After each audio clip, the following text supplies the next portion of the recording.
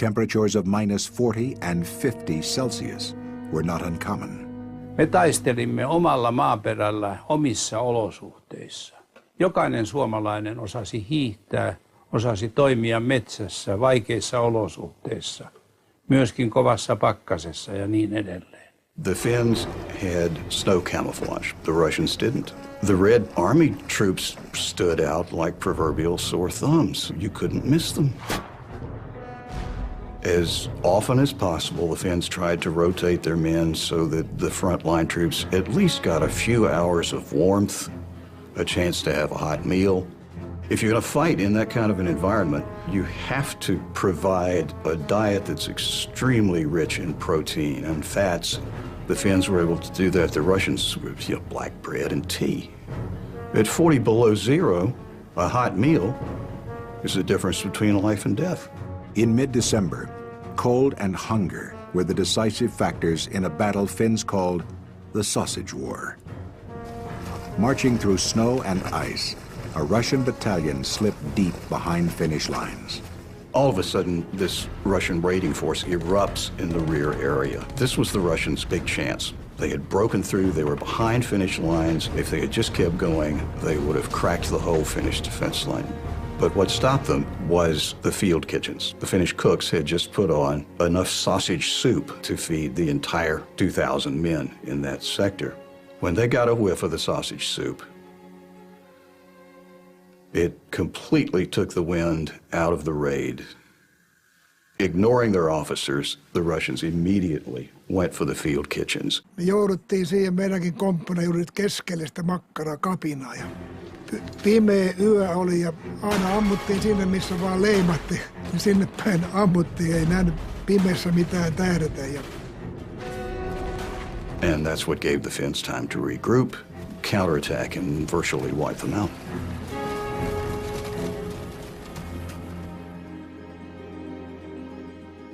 Markers in the village churchyard honor the defenders of the Battle of Suomussalmi. Memorials on the Rata Road honor another part of the story, the elite 44th Ukrainian Division. When the 44th Division crossed into Finland, they brought along a marching band and their dress uniforms. They expected a victory parade at the end of their mission. We can see all those stones, nearly 20,000 stones, and you can visualize that every stone is one man and he had a wife and children. Then you can imagine how much sorrow it has caused.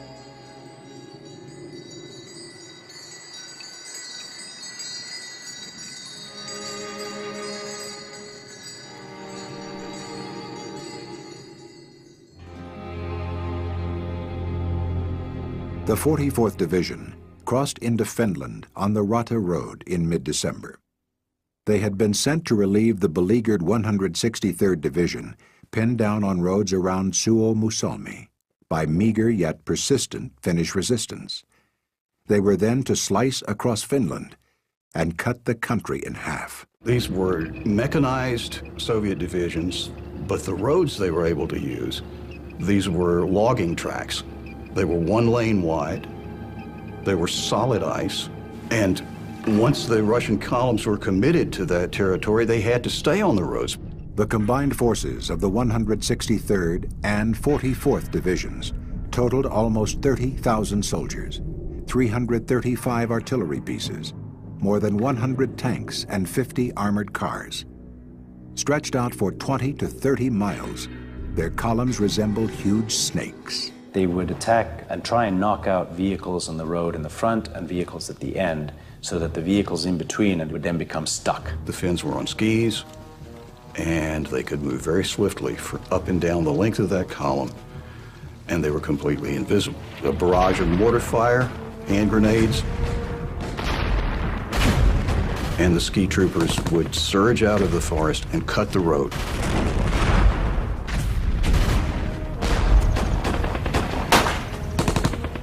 And then disappear on the other side of the road.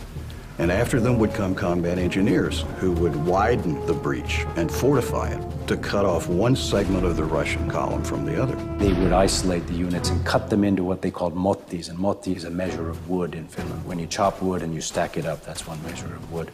And that's what they did. They chopped up these divisions. Once these Soviet columns were chopped into mottis, they were pinned down by snipers.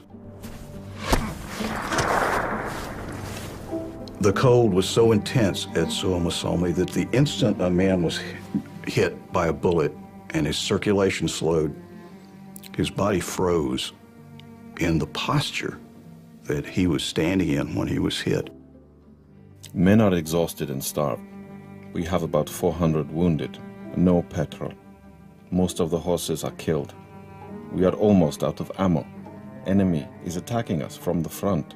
Some commanders are deserting from the battlefield. I request urgent help. There would be no help for the 44th Division. Survivors huddled in underground dugouts against intense cold, extreme hunger, and enemy fire. One by one, they were hunted down. 1,500 Soviets were taken as prisoners of war. Captured tanks, trucks, guns, and ammunition helped replenish Finland's arsenal. Only 5,000 escaped across the border. Among them was Alexei Vinogradov, commander of the 44th Division, and his two top officers. They were arrested, court-martialed, and placed before a firing squad. Suomussalmi is where the Finns scored their greatest triumph with Monty tactics. Moti tactics, repeated all along Finland's northern front, stopped the Soviet offenses. Some Red Army units held out until the end of the war. None survived the Lemeti Moti. Se tuntui vaan hirveälle, kun siellä oli paljon venäläisillä hevosia ja niillä oli niin nälkä, että ne oli syönyt kaikki ne hevosen luut. Pakkasella oli jyrsytty ja nahat oli kaviojuuria myöti hampaan jäljet, mitkä oli pakkasella syöty, että oli pientäkin rasvaa saatu. Finland's victories made headlines around the world. 8,000 Swedes plus 800 Norwegians and Danes volunteered their services. Fundraisers were held in the United States. Supplies and equipment were donated. 350 Finnish-American volunteers sailed out of New York.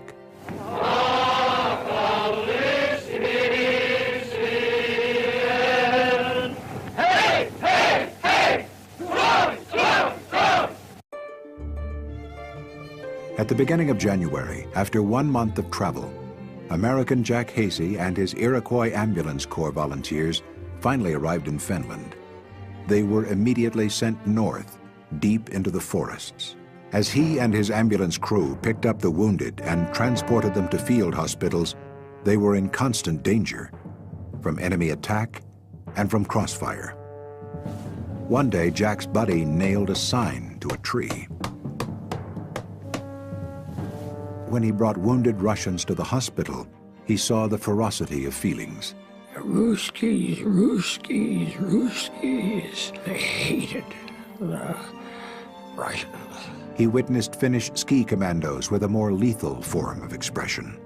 Hasey describes their handiwork in his memoir. It has become a legend of the Winter War. A weird scene in still life.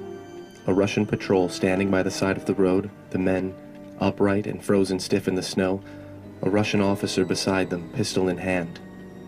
All had had their throats cut. The officer's pistol was loaded, and not a shot had been fired.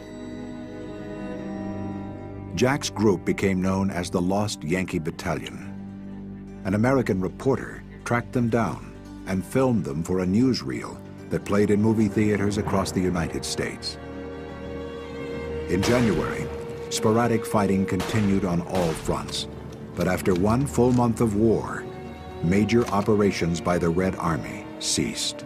January was largely a lull. Both sides were regrouping. It was a time of taking stock.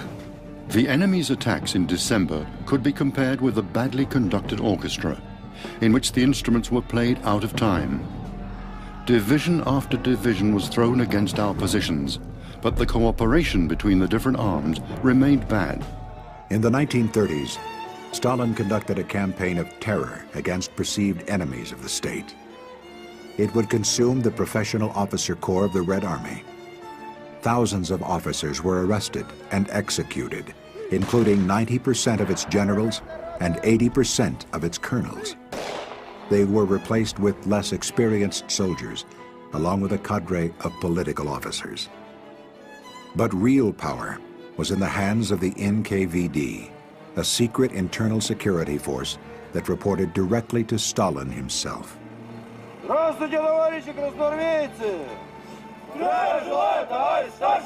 They interfered with everything, and they had the right and the authority to go in anywhere and to take very drastic measures like shooting the general, shooting anyone. Soviet state military archives document the fate of the 76th Tank Battalion, 34th Light Tank Brigade, trapped within a moti at Lemete. In January of 1940, Battalion Commander Captain Ryazanov began to plan a breakout. But the battalion's NKVD officer opposed it. He called Ryazanov a coward. Ryazanov replied, "I am in charge. I give the orders." Only 19 men of that battalion survived the war. For Stalin, the situation was desperate because he was worried about Hitler, even despite the treaty. He had to somehow knock the Finns out of the war. Stalin brings in General Timoshenko, who was one of the few really good professional Red Army soldiers who had escaped the purges. Timoshenko augmented his forces for a massive new offensive with 45 divisions, 750,000 soldiers, more than 3,000 artillery pieces, 2,000 tanks, and hundreds of fighters and bombers. And he adjusted the strategy. Now he concentrated all the forces against the key to Finland, which was in southern Finland, the Karelian Isthmus. Field Marshal Mannerheim monitored the Soviet buildup and understood the inevitable. As he committed the last of his reserves, Mannerheim drew confidence from the fundamental strength of his nation.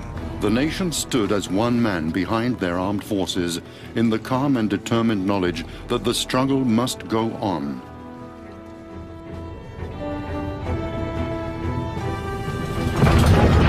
On February 1st, the Soviets resumed their offensive. Up to 2,000 artillery shells hit the Mannerheim line each day for the next 10 days. Niin kuin helvetti ei, niin en ole käynyt tietenkään siellä, mutta tuntuu siltä, että ei sen kamalampaa tilannetta voi olla. On February 11th, up to 250,000 shells rained down on the line. It was the largest artillery barrage since the Battle of Verdun during the First World War. 8:35, an unprecedented artillery bombardment of our entire sector. 12:15, tanks have broken through. Enemy infantry has captured part of our positions. All Finnish reserves were thrown into battle. The Red Army could not be contained. By the end of February 13th, on the third day of the offensive, the 123rd Rifle Division with attached armor units broke through the main defensive line. Sumo fortified area was completely destroyed. At the end of February, Jack Hazy's work as an ambulance driver came to a sudden end. The next day, he was evacuated from the front line. At the end of February, Finnish defenders had been pushed back to a line in front of the strategic city of Viborg, headquarters for the Finnish forces on the Karelian Isthmus. Finnish defenders struggled to hold the line in front of Viborg. On March 5th, Soviet troops attempted a flanking maneuver across the frozen Gulf of Finland to surround the city of Viborg. When Finns detected columns of tanks and infantry on the ice, they fired their huge coastal batteries, 12-inch guns, intended to sink battleships.